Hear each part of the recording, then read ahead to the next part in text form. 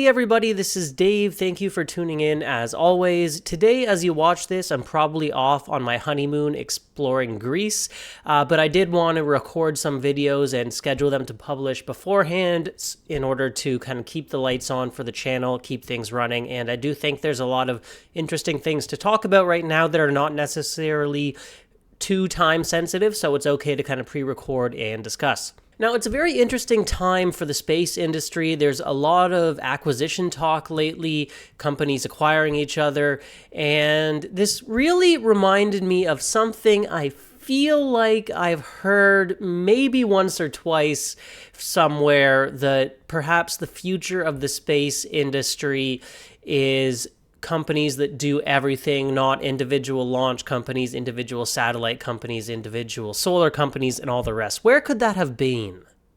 My view of the large successful space companies of the future is not, a rocket company, a standalone rocket company, or a standalone spacecraft company. When you combine both, a rocket company and a spacecraft company together, you have the keys to space and you have the ability to build any infrastructure in it. At that point, it's really a question is what service are you going to provide from space? I think the really large space companies of the future are not going to be companies that just do launch, not going to be companies that just build satellites. They're going to be the end-to-end space companies that do it all.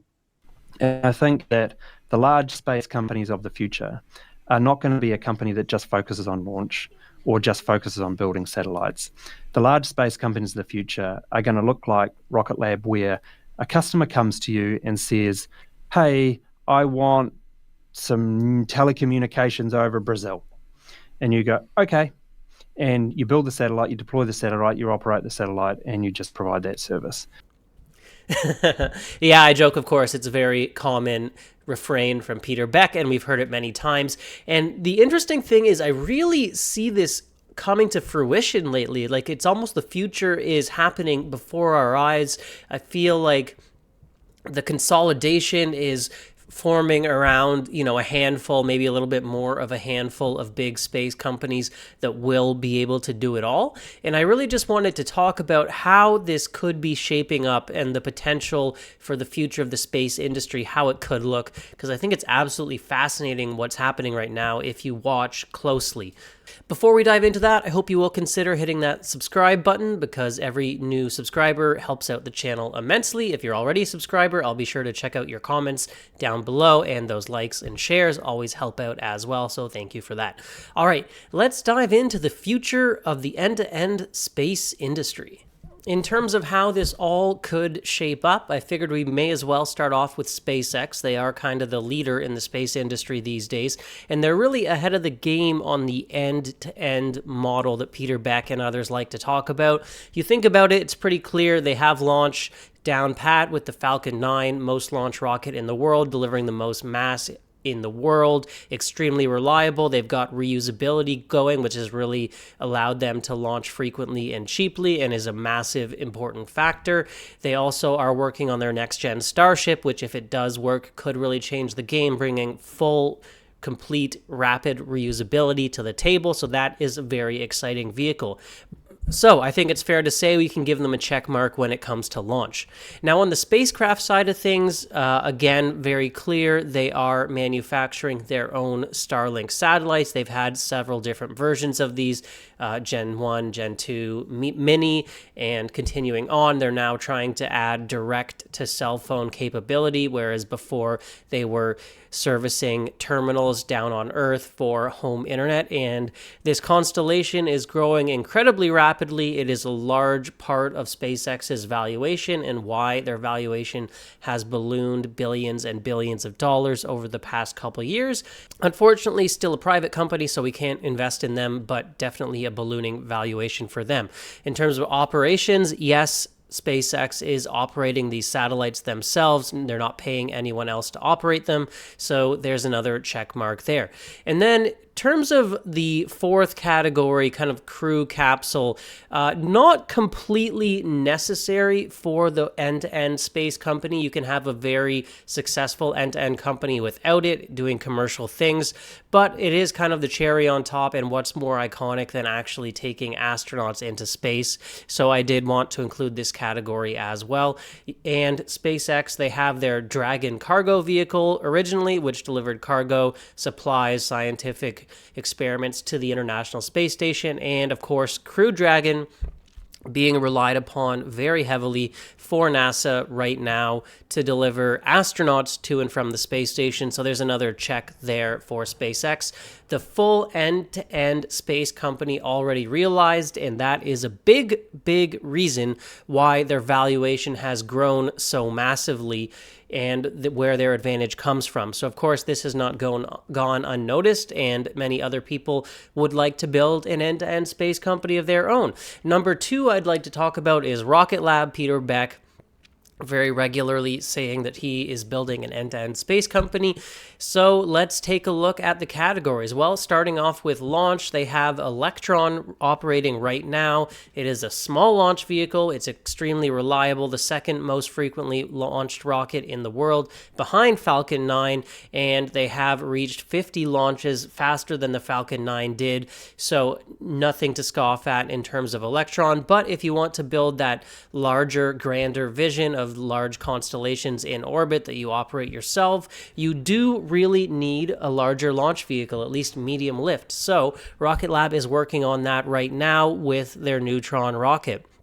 This will be able to deliver 13 tons to orbit in reusable mode with a downrange barge landing, and really trying to target a sweet spot where they think it will fit in terms of being a constellation launcher for those different orbital planes. So I think it's fair to say that even though Neutron is not ready yet, they have made a ton of progress on it. Rocket Lab has demonstrated their expertise with launch. Let's go ahead and give them a check mark as well. When it comes to spacecraft, Rocket Lab really has that down already. They made several strategic acquisitions early on to bring a lot of those capabilities in-house and go for that vertical integration, allowing them to build several satellite and spacecraft models. They have their biggest, most important one, probably Lightning, which will support their SDA constellation. This is a larger spacecraft that can allow communications and various payloads, and it is what should be driving a lot of future growth for the company, SDA and beyond. Other than that, they also have their Explorer spacecraft capable of going to other planetary bodies, including the Moon, already happened with Capstone, Venus and Mars in the works, and beyond potentially. So they have interplanetary capability under their belt with the Explorer model.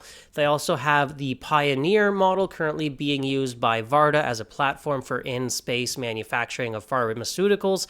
This allows re-entry capability as well as providing a platform for space operations, which is extremely unique in the industry right now. Finally, they have their original Photon kick stage spacecraft. So this whole family comes together, showing that Rocket Lab most definitely does have the spacecraft manufacturing piece under their belt.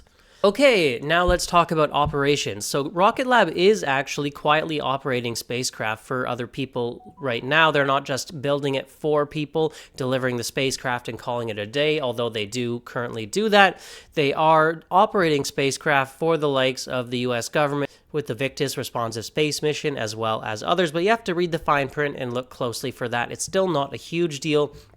And even though they are operating these spacecraft, as far as I can tell, they don't own them themselves in orbit. They're just operating for the customers. So the next step is really to own these assets, staying in orbit for long periods of time, operating them themselves, and sharing the data. So for this piece, I'm going to give them an in progress because they are along the way, but not quite fully owning assets and operating them themselves. Now, when it comes to a capsule, as I said, this is really cherry on top, not necessary to have a successful commercial space company, but Rocket Lab has talked about human rating their Neutron launch vehicle in the future, potentially looking into this down the line. So we're going to give them an X on this for now because it's not really in the works so much as they're just open to doing it in the future, but the potential is there for Neutron to eventually deliver people, so I don't want to say that this is completely closed off. It's just not really in the works right now. Rocket Lab getting an X on the capsule side. Okay, next up, we're going to talk a little bit about the speculation territory, because there's been a lot of mergers and acquisition activity going on that seems to be all aimed at developing end-to-end space companies, as well as some acquisitions that look like, even though they haven't happened yet, they would make a ton of sense for a variety of reasons. So let's go into some of those potential future companies right now. First off, we have Sierra Space plus ULA. There were recent reports from a Reuters article that Sierra Space is interested in purchasing ULA, the famous American defense launch company with the Vulcan rocket that just launched for the first time recently.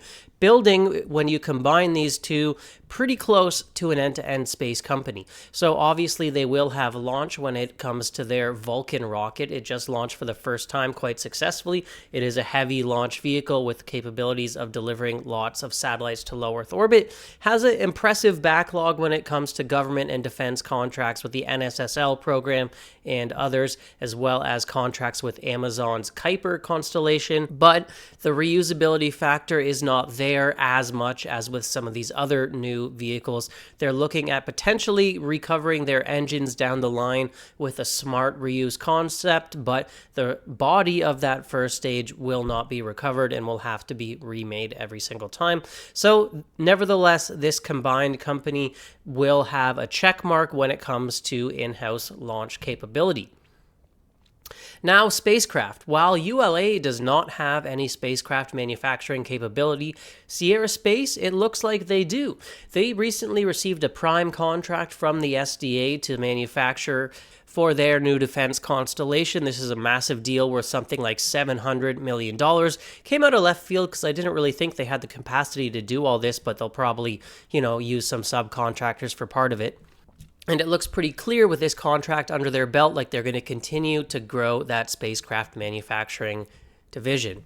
In terms of operations, I don't think they really have that under their belt right now, so I'll give them an X on that front, but it would be extremely logical for them to develop that capability in-house, and I do expect it to be coming in the future.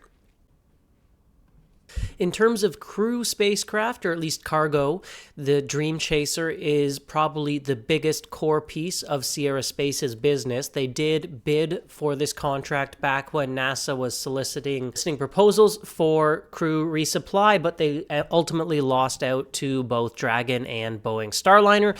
They did, however, still get a contract to resupply the station with cargo experiments and all that kind of thing, so it's very near to completion, at least for cargo.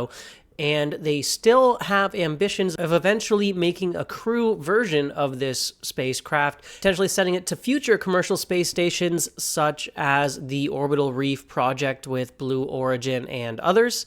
And funny enough, this capsule is launching on ULA's Vulcan rocket, so it once again makes a lot of sense there why they would want to vertically integrate and own both the rocket that launches the capsule and the spacecraft itself. I guess I shouldn't really call it a capsule because it does have those wings and uses the aerodynamics to come back in for a landing. So I feel pretty comfortable going ahead and giving Sierra Space plus ULA a check mark when it comes to the capsule/spaceplane category. Okay, so now we're going to talk about some potential deals that I think could make a lot of sense and consolidate the industry around some end-to-end space companies, but have not yet happened and in fact may not happen at all. With that being said, I think it's a fun exercise, so let's go ahead and talk about the next one, which is Firefly plus Northrop Grumman. Now, the reason why I think this could make a lot of sense is because the companies are very intertwined already. Firefly is building the engines for Northrop Grumman's next generation Antares rocket. So the two are working together very closely on Antares as well. Firefly already has the Alpha rocket around the 1-ton size payload class, and they are working on their own medium launch vehicle, which is looking to be very similar in size to Rocket Lab's Neutron and will in fact launch just down the road from Neutron from Wallops as well. Pretty clear that these two combined companies, if this acquisition did happen at some point, then they would have launch capability in-house, so let's go ahead and give them a check mark for that. In terms of the spacecraft category, well, Northrop Grumman is one of the massive old school contractors that you think about when you think about the incumbents in the space industry. They're fully capable of building out satellites and have built many previously. And in fact, I know I keep going back to this massive SDA constellation, but it really is one of the biggest growing constellations for the government right now. And Northrop Grumman was selected to deliver 40 data transport satellites for the SDA Next Gen constellation back in October of 2023 for a total value of $732 million. So another massive deal for Northrop. And basically, if you look at a ton of the biggest space projects over the last 30 plus years, you'll find they're involved in many of them, whether it's James Webb, otherwise. Definitely, they are deserving of a check mark when it comes to the spacecraft category. In terms of operations, as I mentioned previously, that Tranche 2 of the SDA program contract they did receive includes supporting ground elements and 5 years of operations for the satellite. So yes, they are capable of operating as well in orbit. Although once again, they seem to mostly, at least from what I can tell, be building satellites for others and operating those satellites for others, as opposed to what I consider the future, which is the big space companies owning their own satellites and operating themselves, providing the data, which would be that next step for them down the line. Now let's talk capsule.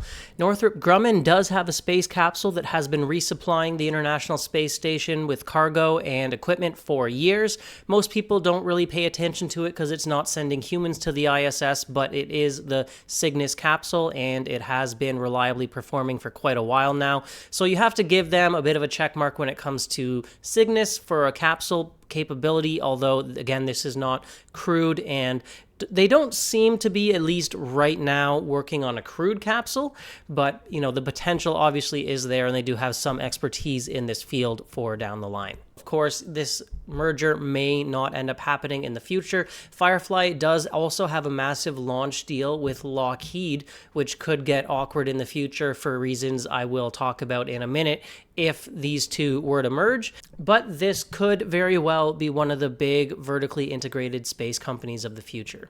Why would Northrop want Firefly on their team when they do have their own rockets in development? Well, they're not really working on reusability on theirs, and Firefly is planning to reuse MLV. Also, having an external company supplying your engines is a really big liability. If Firefly were ever to go out of business and stop manufacturing those Miranda engines, well, that would be a massive blow for Northrop, and they would once again be out of the launch business. So massive liability to be relying on a small startup for such an integral part of their rockets.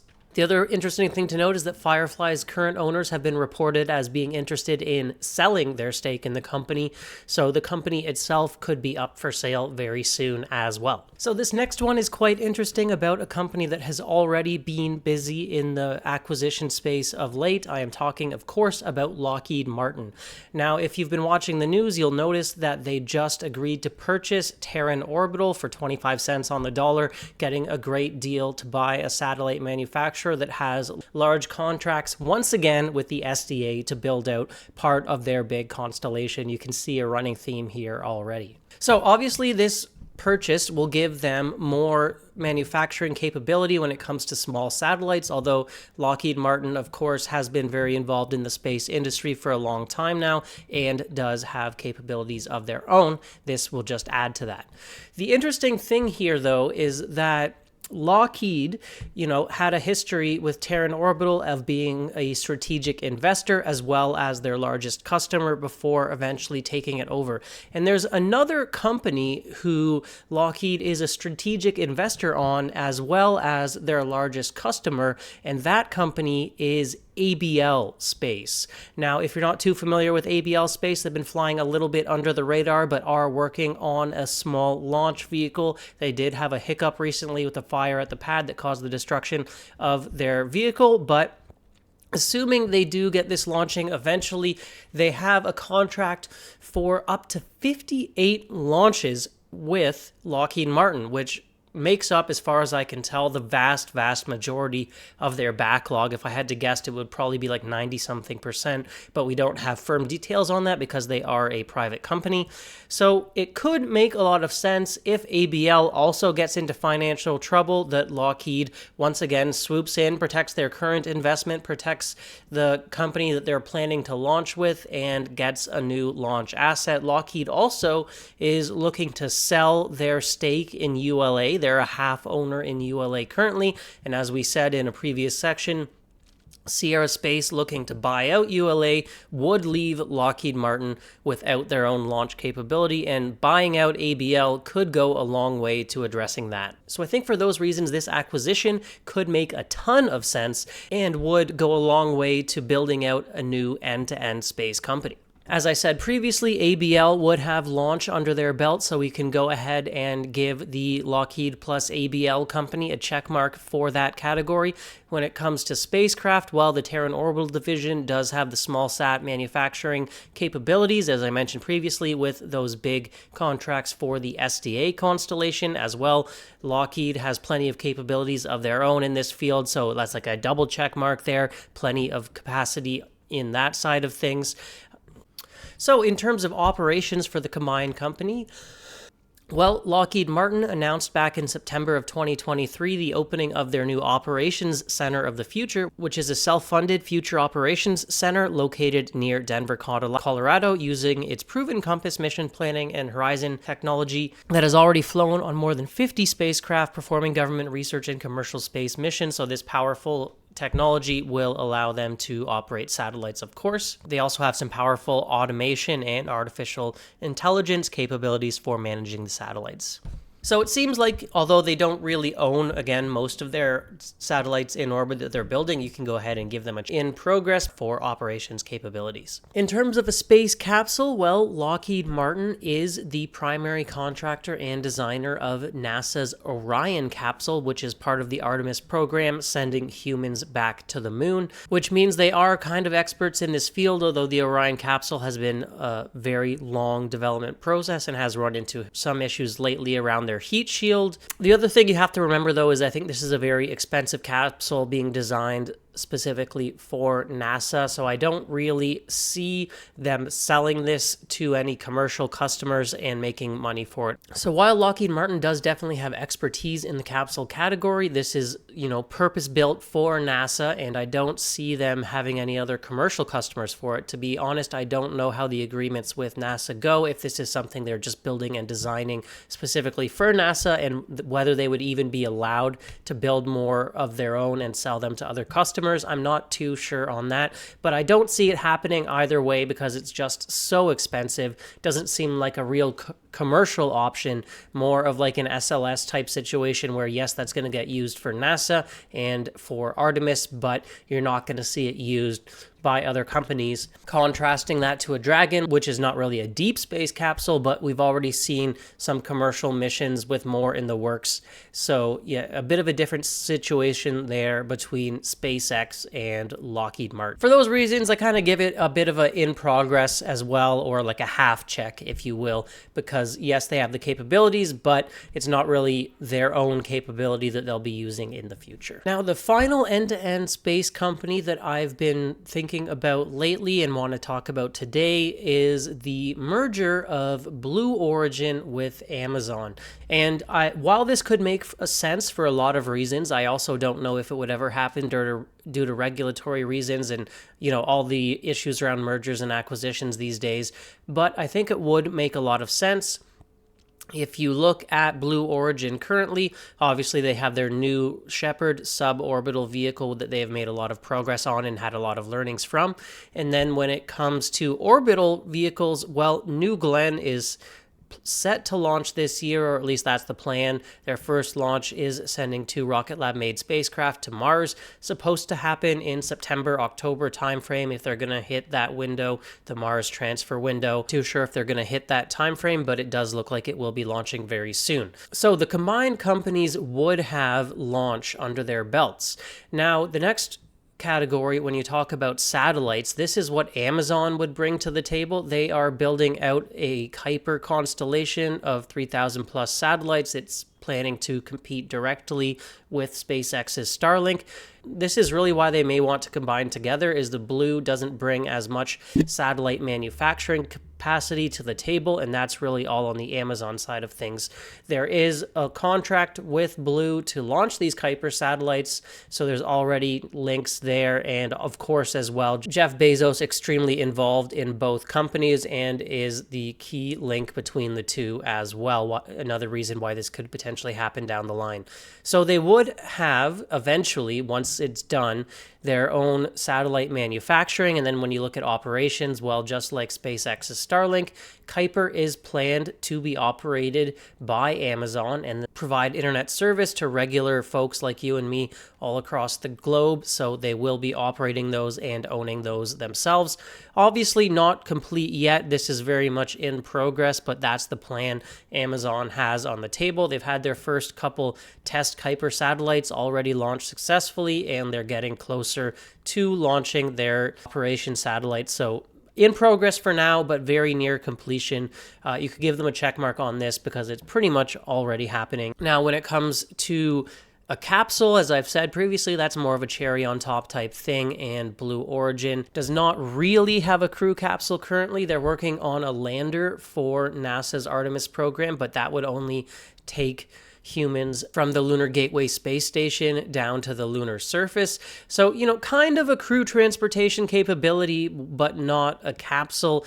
Are we nitpicking here a little bit? I'm not sure. Let me know down in the comments how you feel about it, whether you should give them a check mark or in progress on capsule or just an X on this one. They also do have some plans around potential commercial space stations, but those would be serviced by Dream Chaser and perhaps other crew vehicles.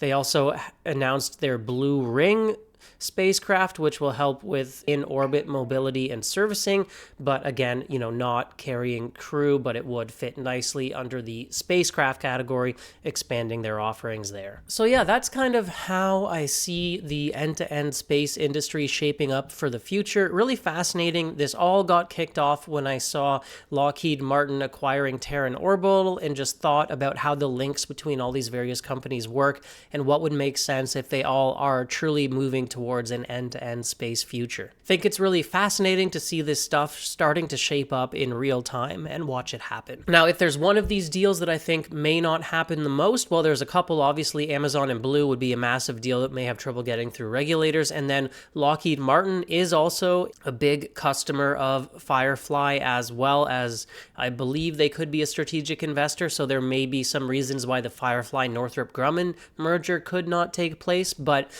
yeah, it's interesting, and we'll see how all this shapes up over the coming, I'd say, 5 to 10 years. Let me know if you think these combinations will happen, if they would make sense, which of these companies you would like to invest in if you could. About half of them are public companies and the other half privately traded that we don't have access to. Or is there anything else I'm missing? I'd love to hear about it down in the comments below. Thank you guys so much for watching. I know this was quite a long one and a lot of work went into it as well on the editing front, so I really appreciate you sticking with it to the end.